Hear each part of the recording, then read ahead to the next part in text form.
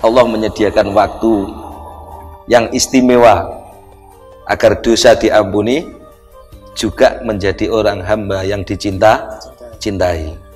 Soalnya diberi itu belum tentu dicintai, ya toh? Nah, memberi belum tentu mencintai.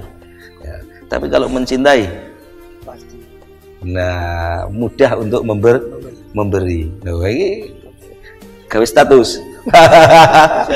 Loh iya. Kata-kata hari ini. Loh, orang cintai kan seperti itu. Jadi Allah ketika di waktu sahur, di waktu pagi, ampunan yang kita minta itu pasti oleh Allah.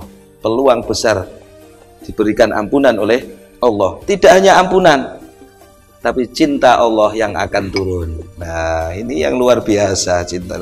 Ya, diberi juga dicintai. Nah, ini yang kita harapkan. Kalau ingin seperti itu, apa yang kita lakukan?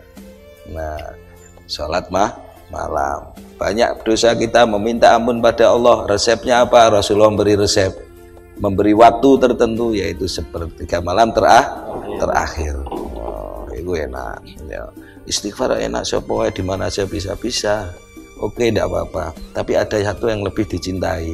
Nah itu, makanya ada waktu yang utama dibanding yang lain. Ini ya. Juga terus lanjut. Diceritakan lagi, wayuhal walad, wahai anakku. Diceritakan dalam pesan-pesan Luqman Al-Hakim kepada putranya. Ini pesan dari Luqman Al-Hakim terhadap putra beliau. Ruya wasaya Luqman Al-Hakimi libnihi annahu qol. Ya bunayya, wahai anakku, wahai putraku, kepada dia berkata, duhai anakku. Nah, dengan kata-kata ya bunayya, sungguh la yakunan nadiku yasu minka. Ya. Sungguh jangan sampai ayam jago lebih cerdas darimu. Yunadi bil ashari wa anta naimun. Dia berkokok memanggil-manggil di waktu sahur. Ya. Wa anta naimun, tapi kamu masih tidur. Kalah karo pitik. Nah, itu maksudnya. Ya. Malah nih orang tua dulu itu kan gitu, Mas bene kampung-kampung biyen nek tangi aja kalah dhisik karo pitik. Pitike wis kluruk, wis berkokok. Kene isih kemulan sarung. Nah itu. Ini sebetulnya pesan dari Luqman Al-Hakim terhadap putra beliau. Wahai anakku, wahai putraku, jangan sampai ayam jago lebih cerdas darimu. Dia bangun di waktu pagi, ya, untuk mengingatkan orang untuk berzikir kepada Allah, ya, sedangkan kamu masih tertidur lelap, kemulan sarung, kalah karo ayam jago. Ya. Padahal ayam itu tidak punya kalah.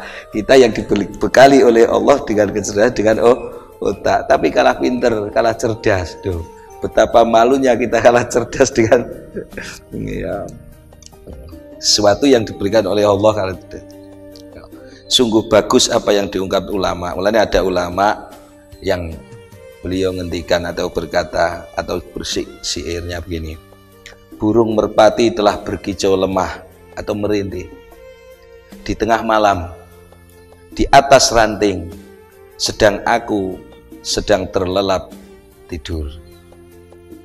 Aku telah berdusta demi Baitullah. Apabila aku benar-benar rindu, tentunya burung merpati itu tidak akan mendahuluiku menangis. Ngerti Mas Jamanto? Burung duluan timbang kita. Sudah timbang kita. Jangan mengaku kita ini sudah orang yang beragama, kita orang taat patuh kepada Allah, kita cinta pada Allah, rindu bertemu Rasulullah, kepengen surganya Allah, ya. Tapi kita kalah dengan merpati. Bangun kita kalah dengan merpati.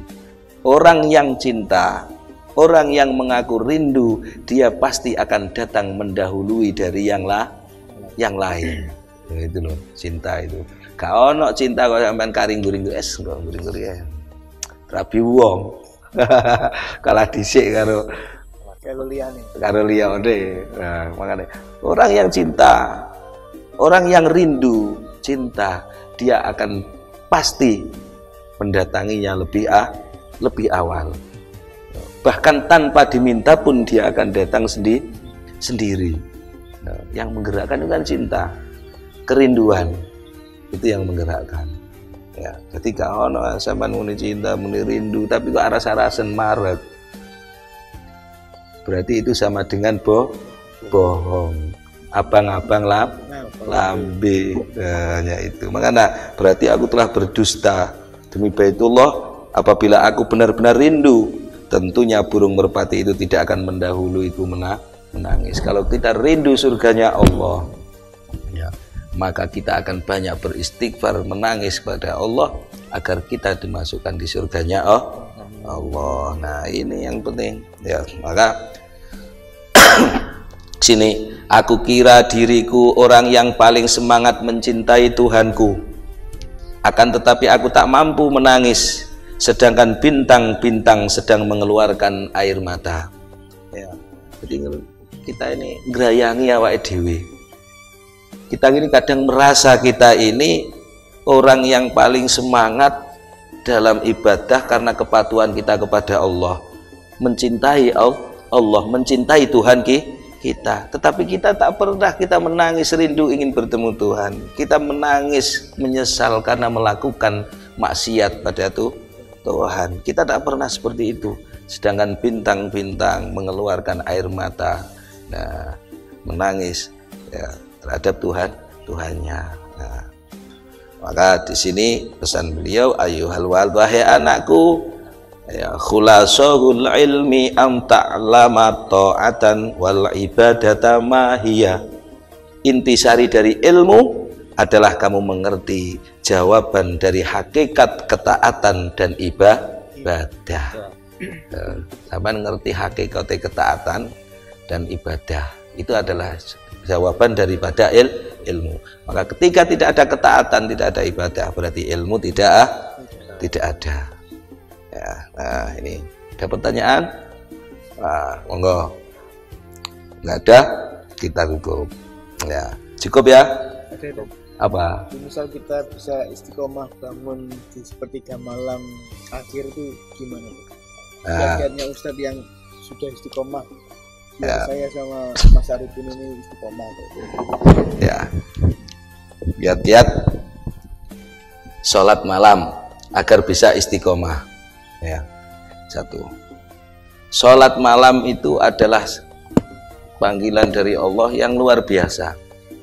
Orang tidak akan mampu, tidak akan bisa melakukan istiqomah sholat malam ketika dia masih terbungkus dengan dosa-dosanya. Makanya sholat malam itu sholat yang istimewa. Orang yang sholat malam itu bersih. Orang yang tidak banyak dosanya, dia akan dimudahkan untuk bangun malam, untuk istiqomah sholat malam. Kenapa? Karena jiwanya dia sudah terbebas. Jiwa dia tidak terkurung dalam dosa. Jadi banyaknya dosa menghalangi seseorang untuk bisa istiqomah melakukan sholat malam.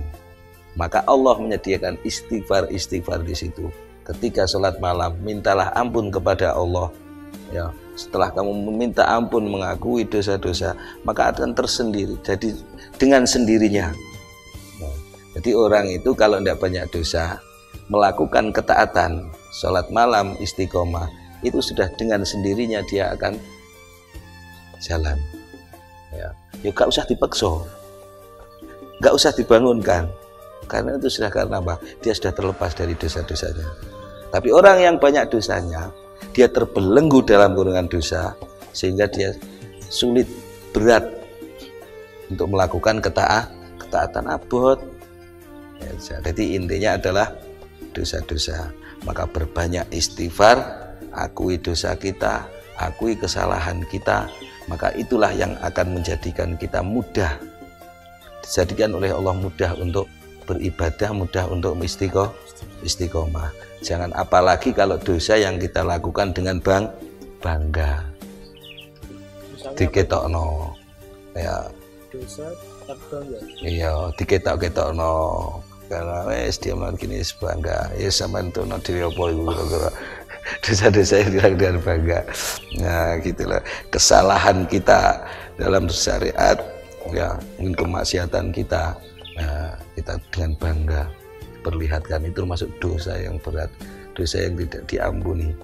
Sebesar apapun dosa maksiat yang kita lakukan, jangan pernah terlintas di hati kita itu bangga ya, atau seneng. Makanya tidak boleh diceritakan ke orang lain, karena itu ditutupi oleh Allah.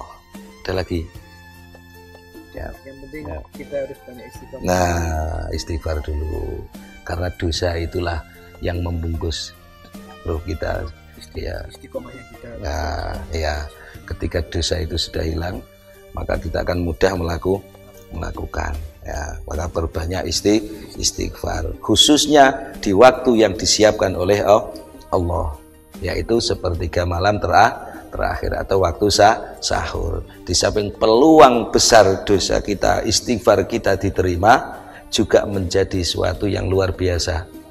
Suara yang kita keluarkan dari zikir-zikir kita menjadi suara yang dicintai oleh Allah Subhanahu wa Ta'ala. Nah, ini yang luar biasa.